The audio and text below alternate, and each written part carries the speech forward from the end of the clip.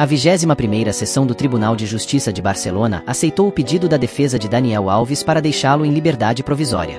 Com o pagamento da multa avaliada em 5 milhões, pai de Neymar Júnior vai pagar essa multa para liberar o ex-jogador. Essa atitude gerou bastante insatisfação aos fãs do Neymar, que sempre está envolvido em polêmicas. O anúncio foi feito nesta quarta-feira. O jogador brasileiro, que cumpre prisão preventiva há 14 meses, havia sido condenado a 4 anos e meio de prisão por agressão sexual. Será que o Daniel Alves voltará ao Brasil?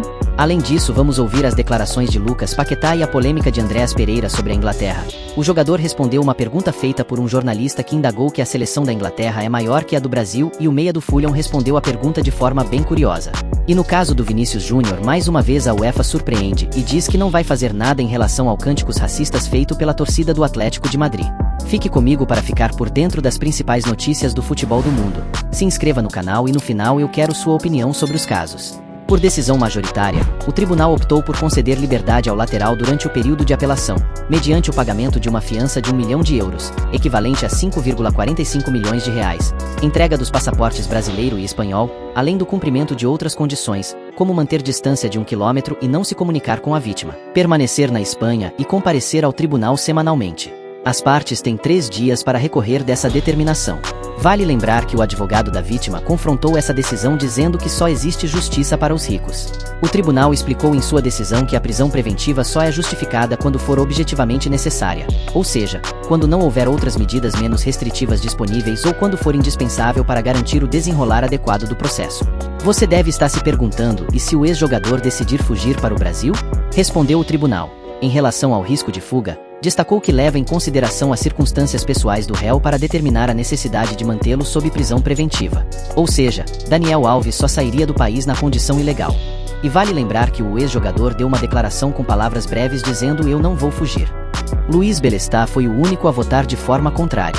Ele argumentou que a prisão preventiva de Daniel Alves deveria ser mantida até metade da pena, 2 anos e 3 meses. Pois considerou que os motivos que levaram à sua prisão foram não apenas confirmados, mas também reforçados. Belestá lembrou que o tribunal havia previamente considerado o risco de fuga em 3 ocasiões. A última delas em novembro de 2023, e que as circunstâncias atuais permaneciam as mesmas ou até pioraram, com a sentença e a possibilidade de aumento da pena por meio de recurso. Ele também ressaltou que todas as sessões do tribunal haviam ratificado decisões anteriores de prorrogar a prisão preventiva para evitar o risco de fuga, mesmo em casos com penas menores do que a imposta ao Sr. Alves. Como a pena imposta foi baixa, a defesa do jogador acredita que os argumentos caiam. A parte denunciante pedia sanção máxima, de 12 anos de prisão, e o Ministério Público propõe 9 anos de cárcere. O jogador foi punido com 4 anos e meio, mais 5 anos de liberdade vigiada, pela agressão sexual contra uma mulher, em uma boate de Barcelona, em dezembro de 2022. Antes do julgamento, Alves pagou uma indenização de 150 mil euros, 801 mil reais, para que a vítima retirasse a acusação. A denunciante não aceitou o valor, mas a defesa do ex-Barcelona manteve o pagamento. A Justiça da Espanha entendeu que o montante serviu como um atenuante da pena. Na manhã de hoje, o Tribunal de Barcelona aceitou a liberação provisória de Daniel Alves, caso ele pague uma fiança de 1 milhão de euros, cerca de 5,4 milhões de reais. Lembrando que o pai de Neymar Júnior se colocou à disposição para ajudá-lo a pagar o processo enquanto seus bens estivessem congelados. E nas redes sociais os fãs dividiram bastante opiniões sobre o craque do Al Hilal está sempre envolvido em problemas. Na minha opinião, o ex-jogador que está preso deveria pagar sua pena integral em Barcelona. Mas como realmente a justiça só funciona para os ricos, é só aguardar os próximos capítulos. O jogador do West Ham Lucas Paquetá celebrou nova oportunidade em primeira convocação de Dorival Júnior, lembrando que ele não estava sendo convocado por conta da investigação sobre um esquema de aposta envolvido com o jogador. O jogador do West Ham, entretanto, não quis abordar o tema na coletiva de imprensa desta quarta-feira, mas garantiu que tem ajudado nas investigações. Fui instruído a não comentar sobre esse assunto, mas já são 7 meses desde que isso aconteceu e eu estou cooperando ao máximo, afirmou Paquetá. O talentoso jogador está sob investigação por alegada manipulação de jogos durante a estreia do West Ham na temporada atual da Premier League, contra o Bournemouth, bem como em outros 2 jogos na temporada anterior.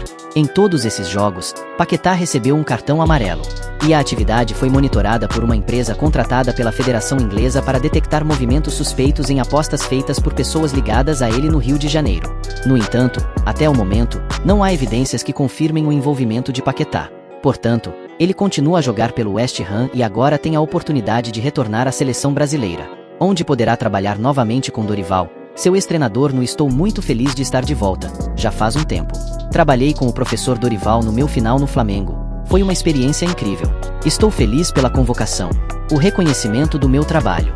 Estar na seleção sempre foi meu sonho e de toda criança. Por retornar, eu me sinto ainda mais privilegiado, disse o jogador. Na minha opinião, Lucas Paquetá não deveria sair da seleção no período do Diniz. É um jogador muito importante para a seleção e vale lembrar que, independente da investigação, o jogador do West Ham continuou atuando normalmente no seu clube. Andréas Pereira, jogador do Fulham, respondeu de forma polêmica uma pergunta de um jornalista sobre o amistoso contra a Inglaterra. Vale lembrar que o jogador foi convocado pelo Dorival e compartilhou também seu sentimento em defender a seleção. Esse sonho de jogar pela seleção brasileira é uma história que sempre tive. Recusei várias vezes a Bélgica. É um sonho de criança que hoje estou realizando pela segunda vez. Estou muito feliz de estar aqui, pontuou Andréas. A última vez em que havia sido convocado para defender o Brasil foi com o técnico Tite, em 2018. E em seguida respondeu o repórter que diminuiu a seleção brasileira, e o meia do Fulham respondeu que a última vez que o Brasil ganhou um torneio foi há menos tempo do que a última vez que a Inglaterra ganhou um campeonato. A última vez que a Inglaterra ganhou um título foi há 58 anos atrás, em 1966, a Copa do Mundo. Já o Brasil venceu a Copa América em 2019, 5 anos atrás. Realmente essa declaração divide opiniões, mas temos que deixar claro que hoje a seleção da Inglaterra está muito mais pronta que a nossa.